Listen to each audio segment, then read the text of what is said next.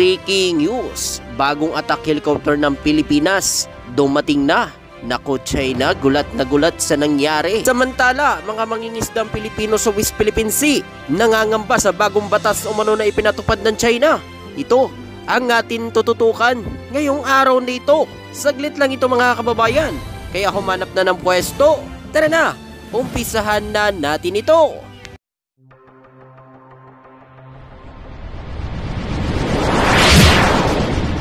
Trupang Hilonggo, please subscribe and like and share. Ayon umano sa balita, ang Philippine Air Force ay nakakuha ng dalawang dagdag na T-129 attack helicopter mula sa Turkish Aerospace. Ang pag-angkat umano ng karagdagang na T-129 attack helicopter ay naglalayon umano mapalakas ang kakayahan ng Philippine Air Force sa larangan umano ng depensa at security operation.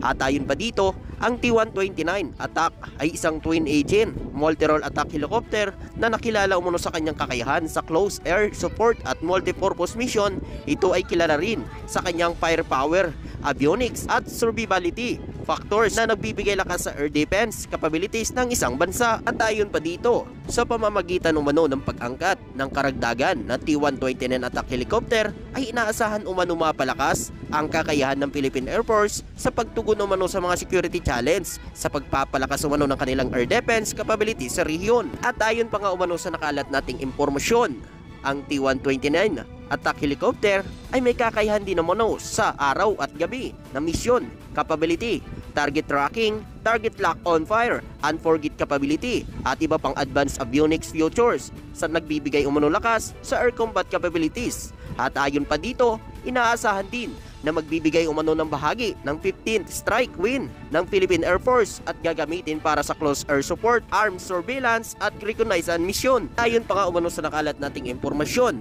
ang pagdagdag pa umano ng karagdagan na T-129 attack helicopter ng Philippine Air Force ay para matipinsahan ang ating mga teritoryo na pag-aari ng Pilipinas sa alinman sa bahagi umano na pag-aari ng Pilipinas. At ito din umano ay makakatulong sa pagprotekta ng mga teritoryo natin dyan sa may West Philippine Sea. Kaya napakaganda na ginagawa ngayon ng gobyerno na pagpapalakas umano ng kakayahan pandigma ng Pilipinas, lalo na ngayon ang modernization program na isa sa mga sinusuportahan ni Pangulong Ferdinand Marcos Jr. na mapalakas umano ang Armed Forces of the Philippines. At ayon pa nga umano sa nakalat nating impormasyon, sa kasalukuyan ang Philippine Air Force ay may kabuuan umanong 6 na T-129 attack helicopter mula sa Turkish Aerospace Industry.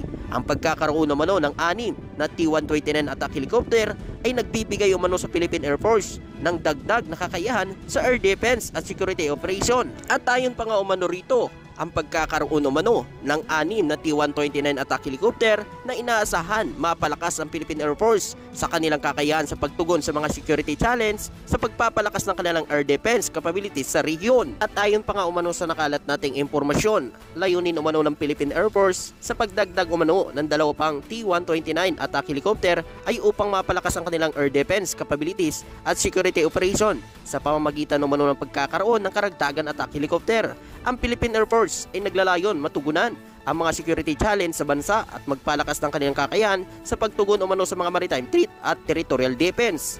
At ayon pa dito, ang pagdagdag ng 2 pang T-129 attack helicopter ay nagbibigay umano sa Philippine Air Force ng dagdag firepower, flexibility at versatility sa kanilang air combat operation. Ito ay nagpapalakas ng kanilang kakayahan sa close air support, armed reconnaissance at anti-tank warfare sa pamamagitan umano ng mga modernisasyon.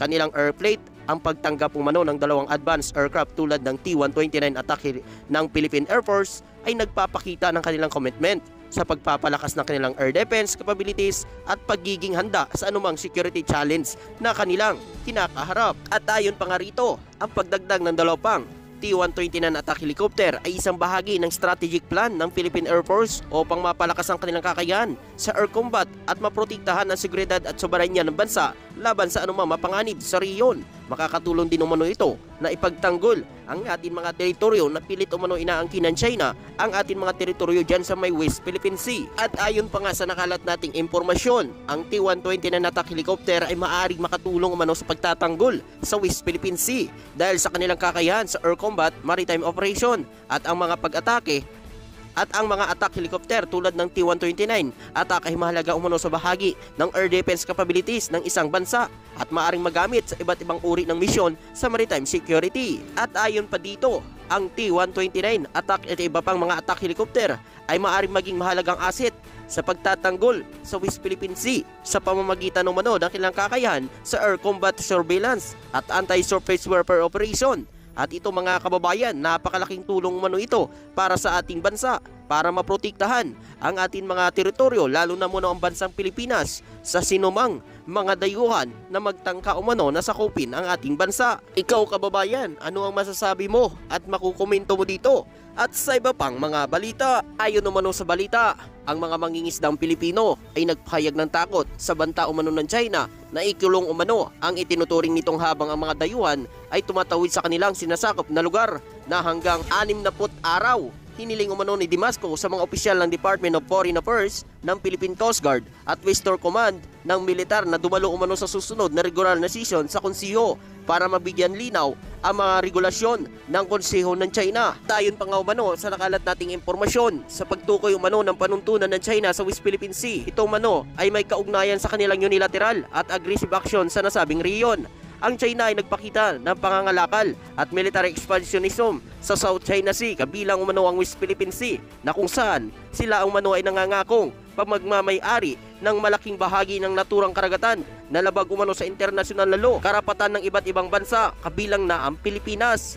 Ang panuntunan ng China sa West Philippine Sea ay bahagi ng kanilang 9-dash line na claim kung saan sa kanila ini-assert ang kanilang teritoryo sa malawak na bahagi ng South China Sea. Ito ay labag sa United Nations Convention Law of the Sea na nagbibigay ng exclusive economic zone sa bawat bansa ayon sa kanilang teritoryo.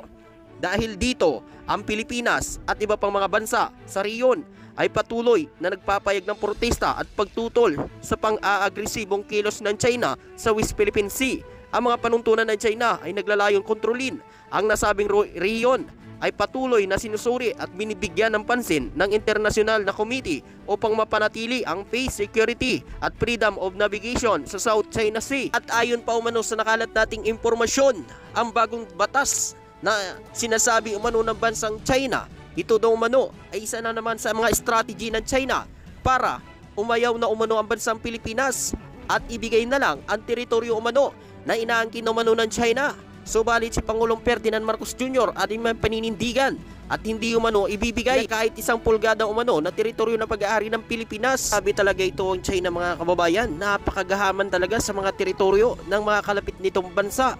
Halos mga kalapit nitong bansa mga kababayan ay kaaway ng bansang China dahil sa pamimilit nito na pag-aangkin sa mga teritoryo ng mga kalapit nitong bansa. Kaya dapat lang na ipagtanggol din natin ang karapatan natin sa atin mga teritoryo na pag-aari dyan sa West Philippine Sea na hindi manaig ang kasamaan ng bansang China sa pag-aangkin sa mga teritoryo na pag-aari ng mga kalapit nitong bansa. Ikaw kababayan, ano ang masasabi mo at makukomento mo dito? Siyempre hanggang dito na lang. Maraming salamat po.